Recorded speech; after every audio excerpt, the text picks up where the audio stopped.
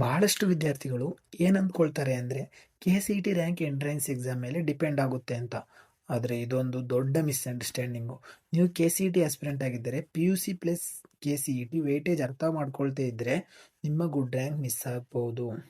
Welcome back guys. ಈ ವಿಡಿಯೋದಲ್ಲಿ ನಾನು ಕ್ಲಿಯರ್ಲಿ ಎಕ್ಸ್ಪ್ಲೇನ್ ಮಾಡ್ತೀನಿ PUC ಆ್ಯನ್ಯುವಲ್ ಎಕ್ಸಾಮ್ ಮತ್ತು KCET ಎಕ್ಸಾಮ್ ಎರಡೂ ಸೇರಿ KCET ರ್ಯಾಂಕ್ ಹೇಗೆ ಡಿಸೈಡ್ ಆಗುತ್ತೆ ಅಂತ.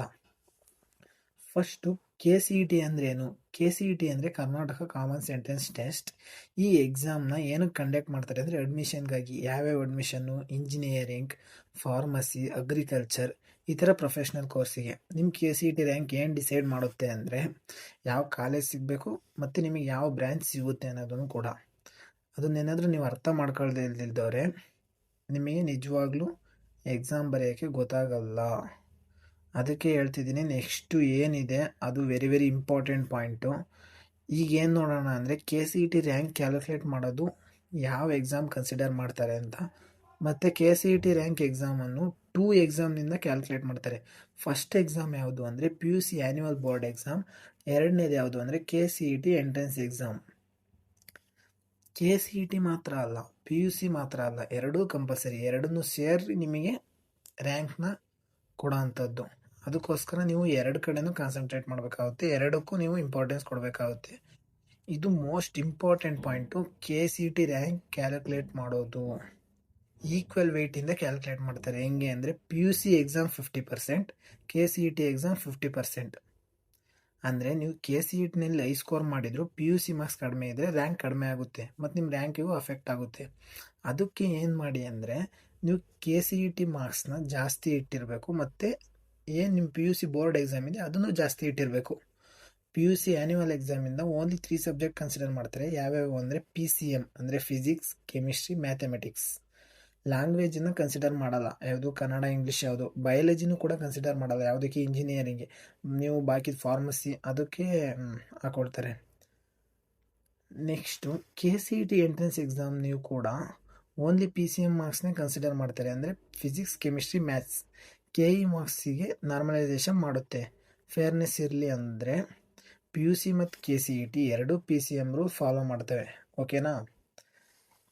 ಈಗ ಸಿಂಪಲ್ ಎಕ್ಸಾಮ್ ನೋಡೋಣ. ಅಸ್ಯೂಮ್ ಮಾಡ್ಕೊಳ್ಳಿ ನಿಮ್ಮ PCM ಮಾರ್ಕ್ಸ್ ಎಷ್ಟಿದೆ ಅಂದರೆ ಪರ್ಸೆಂಟೇಜ್ 80% ಇದೆ. ಈ KCETದು ಎಷ್ಟು ಬಂದಿದೆ ಅಂದರೆ PCM ಪರ್ಸೆಂಟೇಜು 70% ಬಂದಿದೆ. ಈ ಫೈನಲ್ ಸ್ಕೋರ್ ಏನಾಗುತ್ತೆ ಕ್ಯಾಲ್ಕುಲೇಟ್ ಮಾಡಿದರೆ 80 + 70 / 2 ಎಷ್ಟಾಯಿತು? 75%.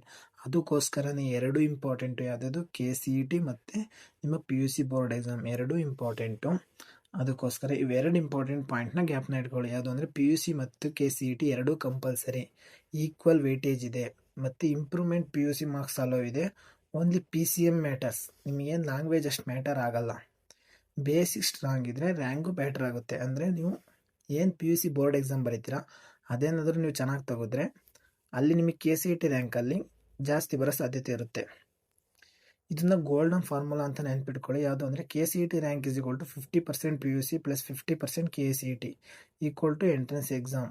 ಮಾತ್ರ ಇಂಪಾರ್ಟೆಂಟ್ ಅಂತ ಇಗ್ನೋರ್ ಮಾಡಬೇಡಿ.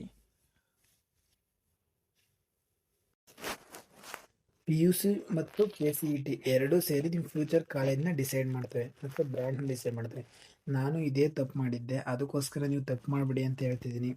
ಏನು ಅಂದರೆ ಲೈಕ್ ಈಗ ಗೊತ್ತಾಗಲ್ಲ. ನೀವು PUCಲಿದ್ದಾಗ KCET ಏನೋ ಟಿಕ್ ಹಾಕಿ ಬಂದರೆ ಆಗುತ್ತೆ, ಬಂದ್ಬಿಡುತ್ತೆ. ಆಗಲ್ಲ, ಅಷ್ಟು ಈಸಿ ಇರಲ್ಲ. ಅಂದರೆ ಸುಮಾರು ಕಾಂಪಿಟೇಟರ್ಸ್ ಇರ್ತಾರೆ. ಅದಕ್ಕೋಸ್ಕರನೇ ಕ್ಲೀನಾಗಿ ಓದ್ಕೊಳ್ಳಿ. ನನಗೂ KCET ಬಗ್ಗೆ ನಂಗೆ ಇಷ್ಟು ಗೊತ್ತಿರಲಿಲ್ಲ. ಅದ್ರ ಇಂಪಾರ್ಟೆನ್ಸ್ ಈಗ ಗೊತ್ತಾಗ್ತಿದೆ. ನಿಮಗೆ ಈಗ ಗೊತ್ತಾಗಲ್ಲ. ಏನಾದರೂ ಇಂಜಿನಿಯರಿಂಗ್ ಸೇರ್ಕೋಬೇಕು ಅಂತ ನಿಮ್ಗೆ ಏನಾದ್ರು ಆಸೆ ಇದ್ದರೆ ಆಗ ಗೊತ್ತಾಗುತ್ತೆ. ಅದಕ್ಕೋಸ್ಕರ ಕ್ಲೀನಾಗಿ ಓದ್ಕೊಳ್ಳಿ. KCET is the very very important in your life. Next future decide ಮಾಡೋದು ಅದೇ. ನನಗೆ ಈಗ ಅದ್ರ ಇಂಪಾರ್ಟೆಂಟ್ ಗೊತ್ತಾಗ್ತಿದೆ. ಅದೇ ಆಗ ಗೊತ್ತಾಗಿದ್ದರೆ ನಾನು ಓದುವೆ. ಅದ್ರ ಇಂಪಾರ್ಟೆನ್ಸ್ ಆಗ ಗೊತ್ತಾಗಲಿಲ್ಲ. ನಿಮಗೂ ಅಷ್ಟೇ ಆಗಲೇ ಗೊತ್ತಾಗೋದು.